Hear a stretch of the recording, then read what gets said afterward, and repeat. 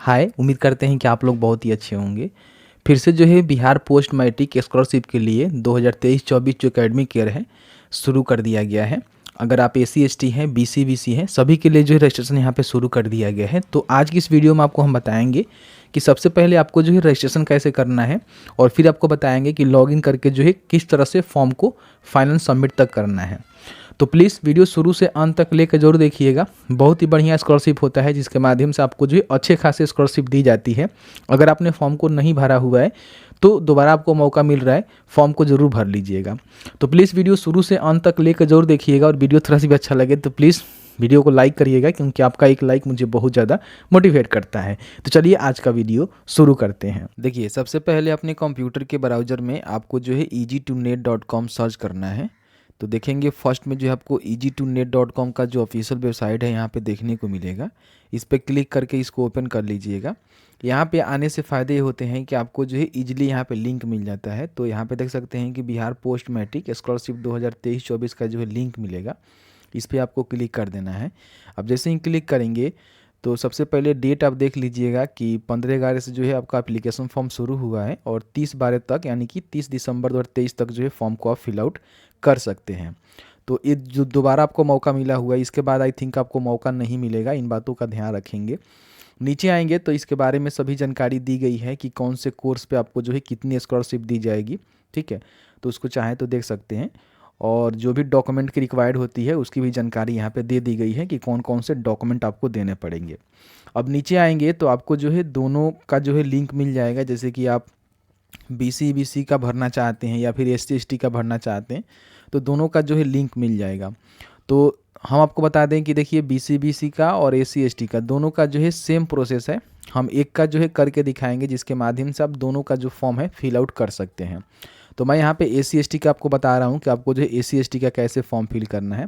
तो सबसे पहले जो है आपको रजिस्ट्रेशन करना होगा, उसके बाद लॉगिन करके जो है फॉर्म को फिल आउट करना होगा। तो सबसे पहले रजिस्टर के बटन पे आप क्लिक करेंगे तो आपके सामने जो है कुछ इस तरह का इंटरफेस आएगा। आपको नीचे करना है और यहाँ पे टिक करना है। टिक करने के बाद आपको जो है कंटिन्यू के बटन पर क्लिक करके ओके करना है। ठीक है, जैसे ही ओके करेंगे ना तो आपके सामने एक जो है रजिस्ट्रेशन फॉर्म खुलेगा जिसमें जो भी जानकारी आपसे मांगी जा रही है, जैसे कि स्टूडेंट का नेम क्या है, उनके फादर का नेम क्या है, मदर का नेम क्या है, उनका डेट ऑफ बर्थ क्या है सर्टिफिकेट के अनुसार, उसके बाद उनका जेंडर क्या है, मेल है कि फीमेल है, फिर यहाँ पे कैटेगरी बताएंगे कौन से कैटेगरी से आते हैं, फिर उनका जो होम डिस्ट्रिक्ट है जहाँ से वो बिलोंग करते हैं उसकी जानकारी आप बताएंगे।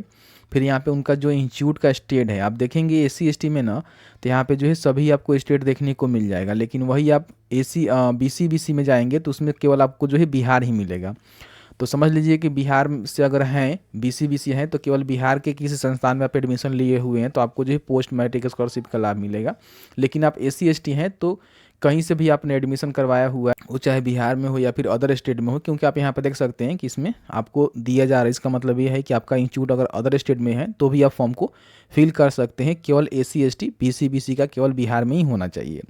तो आप अपने अकॉर्डिंग जहाँ भी जिस भी राज्य में अपना जो है कोर्स कर रहे हैं, मैट्रिक के बाद के जो भी कोर्सेस होता है वो पोस्ट मैट्रिक में ही आता है, तो उसको आप यहाँ पे चूज कर लेंगे। ठीक है, अब उसके बाद यहाँ पे इंस्टीट्यूट का जो डिस्ट्रिक्ट है आपको सेलेक्ट करने का ऑप्शन मिलेगा कि आप अपने इंस्टीट्यूट का जो डिस्ट्रिक्ट है उसको बता दीजिए। और उसके बाद जो है इंस्टीट्यूट का जो नेम है वो भी आपको यहाँ पे सर्च करने का बटन मिलेगा। जहाँ पे एडमिशन आपका है उस इंस्टीट्यूट को आप यहाँ पे सिलेक्ट कर लेंगे कि हाँ इस इंस्टीट्यूट के अंतर्गत जो हमारा एडमिशन है, तो यहाँ पे सिलेक्ट कर लेंगे। उसके बाद यहाँ पे एक ईमेल आईडी डालेंगे। ठीक है, किसी प्रकार की कोई सूचना होगा मेल आईडी पे आपको दिया जाएगा। और यहाँ पे एक मोबाइल नंबर डालेंगे। गेट ओटीपी मोबाइल नंबर के बटन पर क्लिक करेंगे तो आपके नंबर पे ओटीपी जाएगा। ओटीपी को डालेंगे, वेरीफाई मोबाइल ओटीपी के बटन पर क्लिक करेंगे तो आपका जो वेरिफिकेशन है यहाँ पे कंप्लीट हो जाएगा। तो अब आपको जो है आधार वेरिफिकेशन यहाँ पे करना होगा। तो आधार वेरिफिकेशन में आधार नंबर यहाँ पे डालेंगे। आधार पे जो भी आपका ईयर ऑफ बर्थ है वो आपको डालना है। फिर यहाँ पे आधार पे नेम क्या है वो नेम आपको स्पेलिंग मैच करके डालना है। फिर यहाँ पे वेरीफाई आधार नंबर के बटन पर क्लिक करना है। तो इस तरह से आपका जो आधार है यहाँ पे वेरीफाइड हो जाएगा। इसका मतलब ये है कि आपका आधार वेरिफिकेशन हो गया।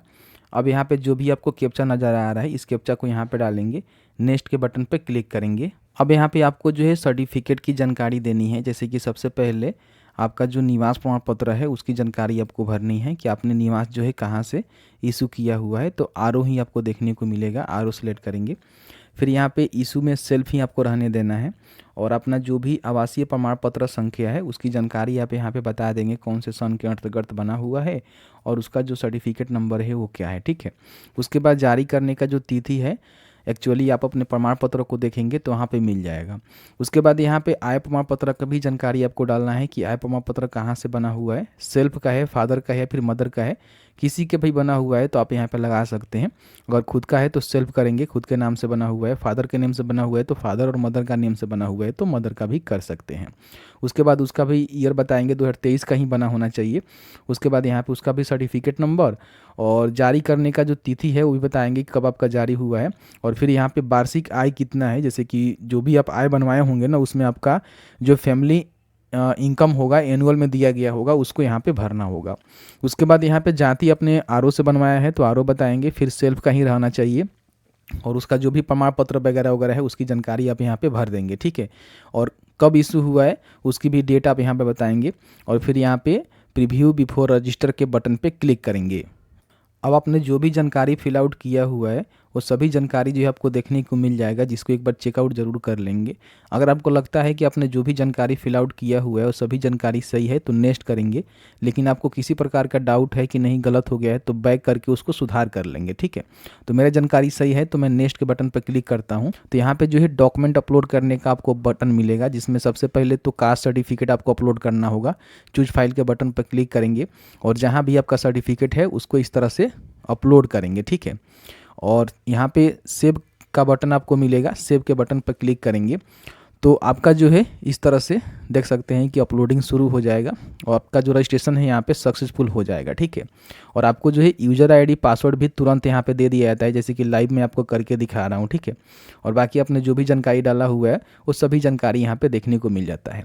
इसको जो है एक बार प्रिंट के बटन पर क्लिक करके ज़रूर प्रिंट कर लीजिएगा क्योंकि भविष्य में इसका काम लगेगा। अब यहाँ पे नीचे आएंगे तो आपको जो है क्लिक हियर टू कंटिन्यू के बटन पर क्लिक करना होगा।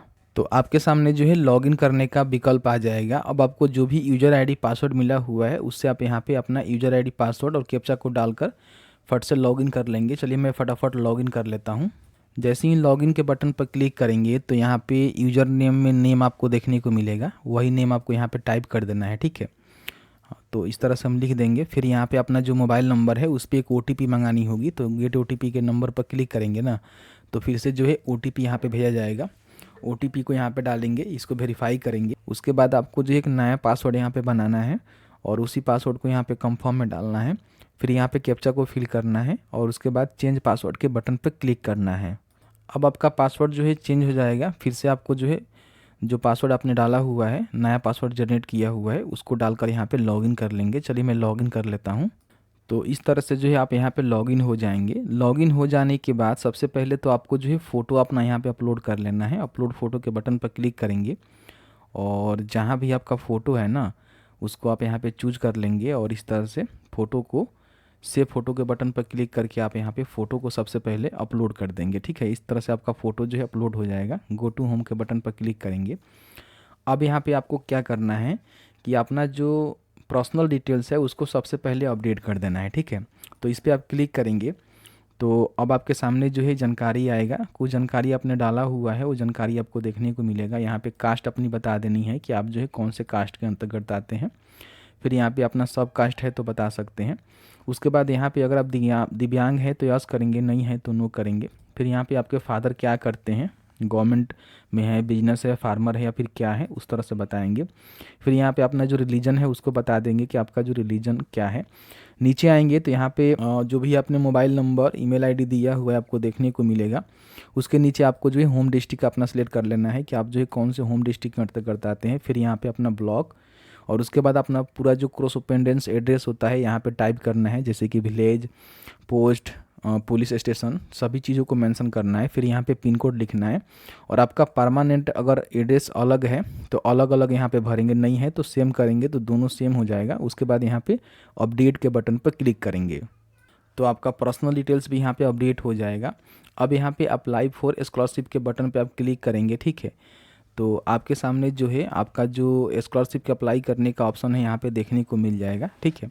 अब यहाँ पे आप देख सकते हैं कि सबसे पहले तो आपको जो है 2 ऑप्शन यहाँ पे मिल रहा है, फ्रेश और रिन्यूअल, ठीक है। तो रिन्यूअल उनको क्लिक करना है जिन्होंने पहले पोस्ट मैट्रिक छात्रवृत्ति के लिए आवेदन कर दिया हुआ है और इस सत्र के लिए अपना जो है नवीकरण करना चाहते हैं, यानी कि रिन्यूअल करना चाहते हैं, तो आप यहाँ पे रिन्यूअल टिक करेंगे। अगर आप फ्रेश कैंडिडेट हैं, इससे पहले आपने किसी भी एकेडमिक ईयर के लिए फॉर्म को फिल नहीं किया हुआ है, नया फॉर्म फिल कर रहे हैं, तो फ्रेश रहने देंगे।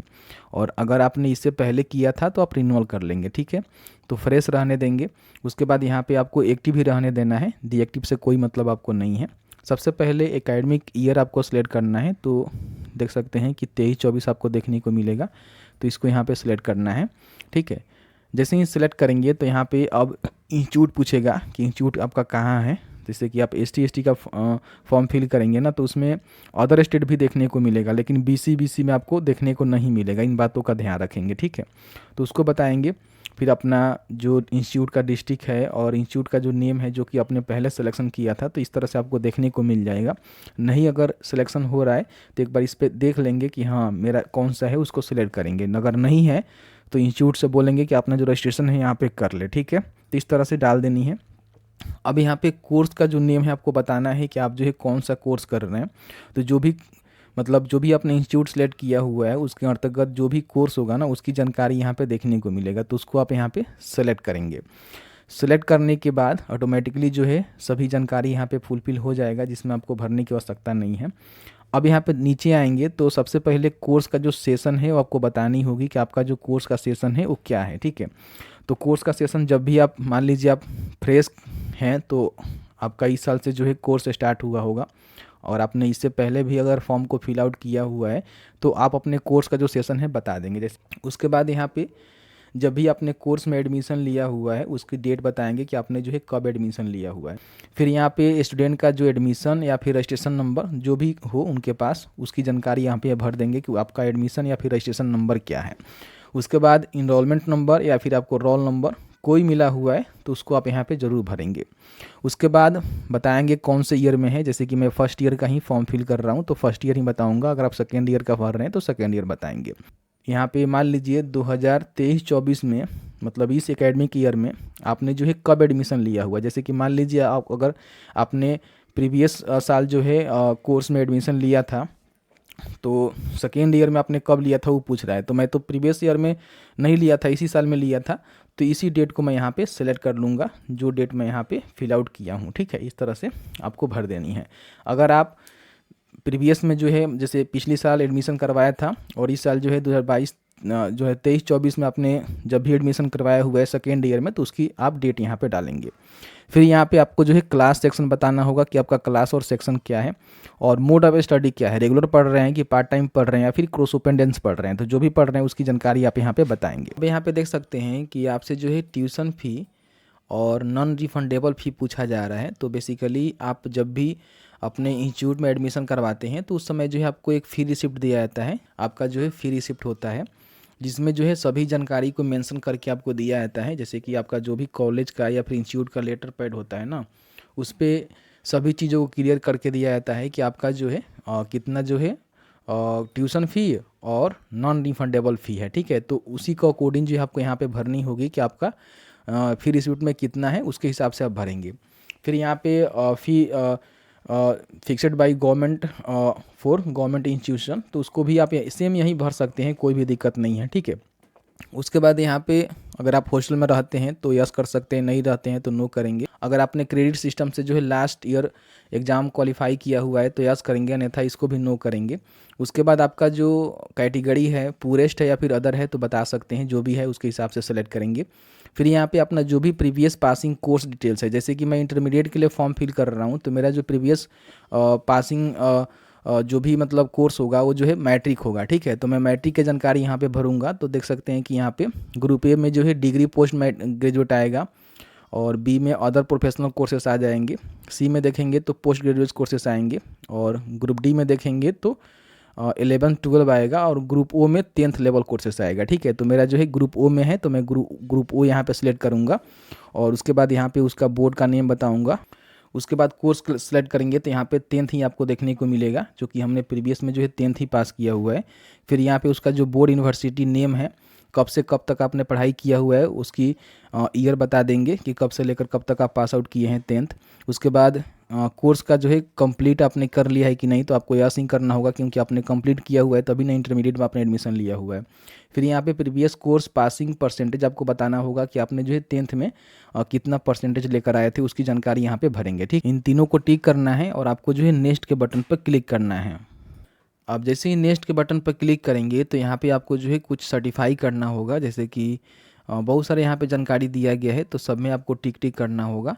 ठीक है, और आपका जो फैमिली इनकम है 3 लाख से ज़्यादा नहीं होना चाहिए, तो इसको भी आपको टिक करना होगा। सभी को आप यहाँ पे टिक कर लेंगे। ठीक है, बिना टिक किए आप आगे नहीं बढ़ सकते हैं। अब टिक करने के बाद यहाँ पे देख सकते हैं कि मोबाइल वेरिफिकेशन फिर से किया जाएगा, यानी कि इस नंबर पे एक OTP जाएगा। जनरेट OTP फिर मोबाइल के बटन पर क्लिक करेंगे।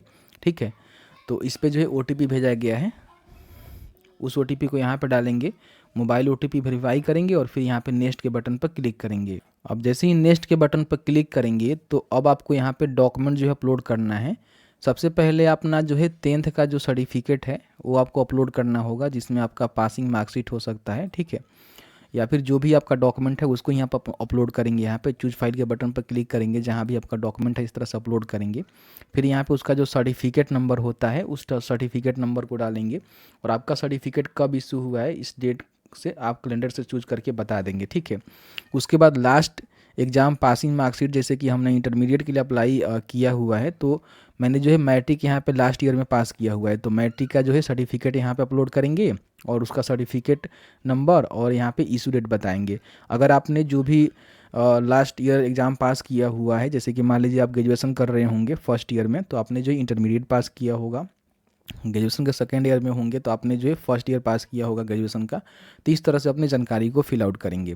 फिर यहाँ पे बोनाफाइड सर्टिफिकेट आपको अपलोड करनी होगी। तो बोनाफाइड सर्टिफिकेट दोस्तों आपको बता दें कि उसका जो है एक फॉर्मेट होता है, हम आपको दिखाए थे यहाँ पे।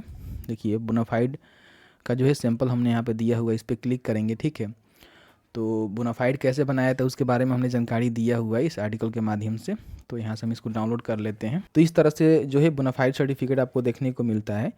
तो इसको क्या करिएगा, जो भी आपका लेटर पैड होता है कॉलेज का ना, ऑफिशियल एक लेटर पैड होता है, उस पर इसको प्रिंट करवा कर इसमें जो भी जानकारी मांगी गई है सभी जानकारी को आपको भरना होगा। ठीक है, और भर के जो है यहाँ पे जो भी यहाँ के ऑथोराइज सिग्नेचर मोहर है वो आपको करवाना होगा। ठीक है, और इसको ही आपको अपलोड करना होगा, जहाँ पे डेट और यहाँ पे एक रेफरेंस नंबर भी आप ज़रूर मेंशन करवा दीजिएगा कि इसको यहाँ पे डालना होता है।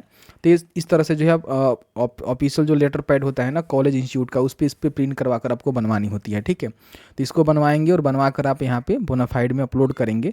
उस पर जो भी आपको रेफरेंस नंबर मिलेगा उसको सर्टिफिकेट नंबर में डालेंगे और जब जिस भी डेट को इशू किया जाएगा आपका बोनाफाइड सर्टिफिकेट, उस डेट को यहाँ पर डालेंगे। ठीक है, उसके बाद यहाँ पर फ्री रिसिप्ट, जैसे कि मैंने आपको बताया किस तरह से होता है, ये भी आपके कॉलेज के लेटर पैड पे होना चाहिए। तो इस तरह से फ्री रिसिप्ट को तैयार करवा कर आपको यहाँ पे फ्री रिसिप्ट को अपलोड करना है। ठीक है, उसके बाद और भी कोई मतलब डॉक्यूमेंट आपके पास है तो आप चाहें तो यहाँ पे अपलोड कर सकते हैं, बट ये मैंडेटरी नहीं है, यहाँ पे इसको छोड़ सकते हैं। उसके बाद यहाँ पे फाइनल सबमिट के बटन पर क्लिक करेंगे। जैसे ही आप यहाँ पे फाइनल सबमिट कर देंगे तो आपका एप्लीकेशन जो है यहाँ पे फाइनल सबमिट हो जाएगा।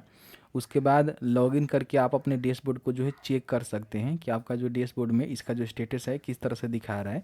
ठीक है, तो मैंने यहाँ पे फाइनल सबमिट नहीं किया हुआ है तो मैं इससे आगे आपको नहीं बता सकता। तो इस तरह से जो है आप SC/ST का या फिर BC/BC का किसी का भी फॉर्म फिल करना चाहते हैं, फॉर्म को फिल आउट कर सकते हैं। तो जैसे कि आपने देखा कि मैंने जो आपको क्लियर करके बता दिया है किस तरह से आप स्कॉलरशिप के लिए आवेदन कर सकते हैं। आवेदन करने के बाद किसी प्रकार का कोई भी हार्ड कॉपी आपको कहीं भी जमा करवाने की आवश्यकता नहीं है। ऑटोमेटिकली जो आपका वेरिफिकेशन होगा और आपका जो पैसे आपके खाते में सेंड कर दिया जाएगा। अगर आपका वेरिफिकेशन में सभी चीज़ सही रहता है, कुछ भी आपने गलती नहीं किया हुआ है, तो आपको पैसे मिल जाते हैं। तो बस आज की इस वीडियो में इतना ही। वीडियो अच्छा लगा है तो वीडियो को जरूर लाइक करिएगा और आपके मन में कोई भी सवाल होगा इस वीडियो से रिलेटेड नीचे कमेंट्स में कमेंट करके पूछ सकते हैं।